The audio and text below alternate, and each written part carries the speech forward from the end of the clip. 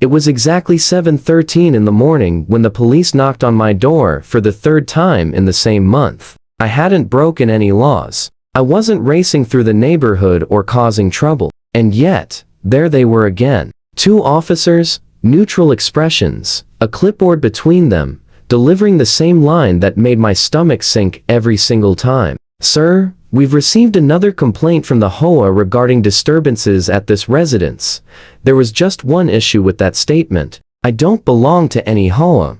Let me rewind a bit. 3 months earlier, I had moved into this house, a fixer-upper, and managed to buy for an absolute steal. The area was peaceful, mostly older retirees with a few families scattered in between. One of the reasons I chose this place was that it sat outside any homeowners association. I confirmed that more than once, because frankly, I had no interest in someone policing my lawn height or dictating the color of my mailbox. The house sits right at the border of a community called Windermere Oaks, a neighborhood run by an extremely strict HOA, but my address legally, officially does not fall under their control. The deed, property records, and county documents all clearly list my home as independent. No HOA oversight whatsoever. So why did it feel like I was being hunted? The first time the police showed up, I assumed it was a simple misunderstanding. They said a complaint had been filed about unauthorized construction.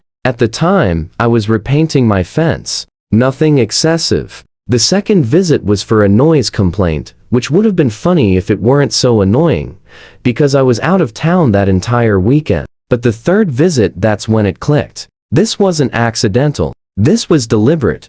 I finally asked the officers, "Who keeps filing these complaints?" They exchanged a glance. "We can't release that information, sir." "Of course you can't," I replied. Still, I had a pretty good idea. 2 houses down lived a woman who always seemed to be watching. Glasses, a sun visor, and a clipboard are permanently tucked under her arm. Every time I pulled into my driveway, I'd catch her staring at my place like she was documenting violations. Her name was Barbara. I tried speaking to her once. She didn't say a word, just slammed her front door in my face. The police visits weren't the only thing escalating. Soon, letters started showing up. Strange ones. Some typed, some handwritten, none signed. "Your lawn is not in compliance. Remove the satellite dish immediately. Trash bins must remain concealed at all times." Every letter ended the same way. "You've been warned. A T first." I laughed it off. But when I found my mailbox vandalized, the humor disappeared instantly. That's when I realized this wasn't harmless intimidation. This was harassment, and it was escalating fast. After that third police visit and the pile of unsigned threats, I stopped ignoring it. I wasn't just annoyed anymore, I was being boxed in. Slowly, intentionally. So I did what any stubborn, law-abiding homeowner would do. I gathered proof. My first stop was the county recorder's office. I pulled my property's official parcel maps and boundary documentation. The clerk behind the desk looked over the paperwork and nodded. "Yeah," she said, "you're outside the HOA boundary by roughly 600 feet. Exactly what I already knew, but now I had it in writing." Still, I didn't stop there. I asked her to print everything. Survey maps, zoning history, original neighborhood planning documents. If this ever turned legal, I wanted airtight evidence. Next, I reviewed Windermere Oaks HOA filings through public records. Their authority ends precisely 1 block before my street begins. My property sits in an unincorporated area, no HOA, no community bylaws, and absolutely no control over my land. But clearly, someone hadn't gotten that message. The following morning, I placed copies of those documents in my mailbox for easy access. Then I posted a large, unmistakable sign on my fence. "This property is not part of Windermere Oaks HOA. Any harassment will be reported." I genuinely thought that would be the end of it. Surely Barbara would see the sign, read the records, and back off. I was wrong. That same week, 2 more anonymous complaints were filed. One claimed illegal parking because my cousin had parked his van in my driveway. The other accused me of excessive plant growth in my backyard. My backyard, that raised a red flag. How would anyone know what my backyard looked like unless they were trespassing? So I checked my security cameras, and there it was. At 5:42 a.m., a shadow moved along the side of my house, staying just outside the camera's motion detection range. The figure paused, leaned in, then vanished. The footage was grainy, but the height, posture, and visor were unmistakable. It was Barbara. That was the moment everything became clear. This had nothing to do with an HOA anymore. This was personal. Maybe she thought I lowered the neighborhood's image. Maybe she didn't like my visitors, or the fact that I wasn't one of them. Whatever her motivation, she had crowned herself judge, jury, and enforcer, but I wasn't playing along. Not anymore. I was done reacting. I was about to take control. I filed a formal trespassing report, handed the footage to the police, and told them that if they were going to keep knocking on my door, they should at least see who was actually breaking the law. Their expressions changed the moment the video played. One of the officers shook his head and quietly said, "You're not the only one she's done this to."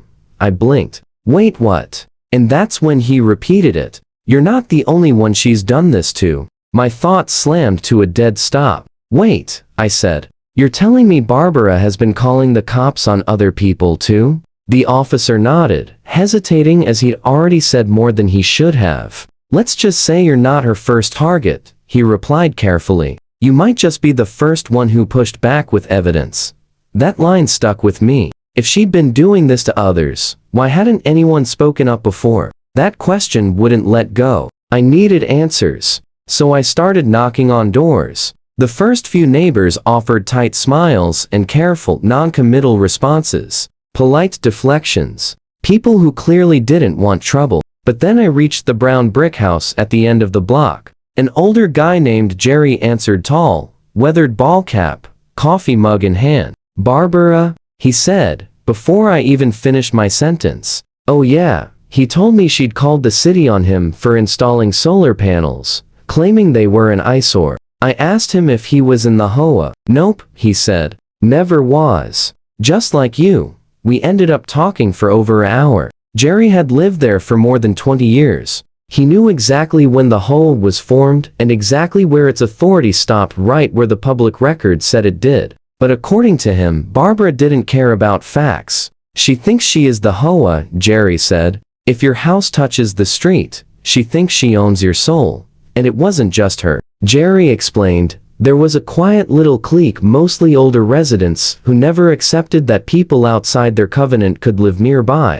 They had no legal authority, but they acted as they did. Jerry had received anonymous letters too. So had the guy 2 houses down. A single mom farther along the street had her trash cans mysteriously disappear 3 times in a row. "They count on people staying quiet," Jerry told me. "Being polite. Not rocking the boat." He paused, then smiled slightly. "But you kicked the hornet's nest, and I wasn't done yet. I decided to go public. I created a private Facebook group called Windmere Watchdogs, Non-HOA Homeowners United. I shared my story, the videos, the documents, and the complaint logs. Within 48 hours, 19 people had joined. Every single one of them had a story. The pattern was obvious. Pressure first, isolation next, then escalation. Barbara would file noise complaints that never happened, report code violations that didn't exist.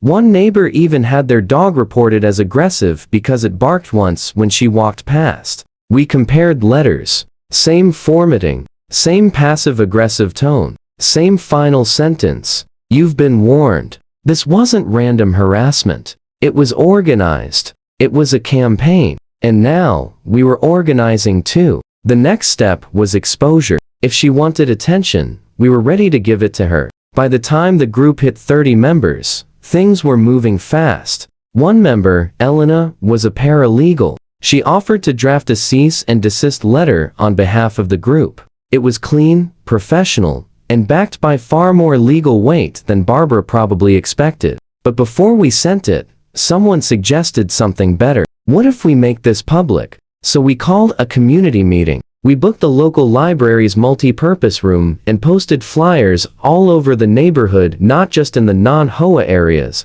but inside Windmere Oaks itself. The message was simple: being harassed by the HOA. Even if you're not in it, come share your story. The turnout shocked us. Nearly 40 people showed up. Some were HOA members too curious, cautious, maybe even skeptical. As people began sharing their experiences, the tension in the room thickened like an incoming storm. Quiet, nods, audible gasps, hands slowly rising into the air. Barbara's name came up again, and again, and again. Then, halfway through the meeting, the door opened. Barbara walked in visor, clipboard, lips pinched tight like she'd tasted something sour. She stood at the back with her arms crossed, clearly stunned to see so many of her targets gathered together without her knowledge. When someone mentioned her directly during their story, she laughed. Actually laughed. Then she said, loud enough for everyone to hear, "You people just don't understand what it takes to maintain neighborhood standards." That was it.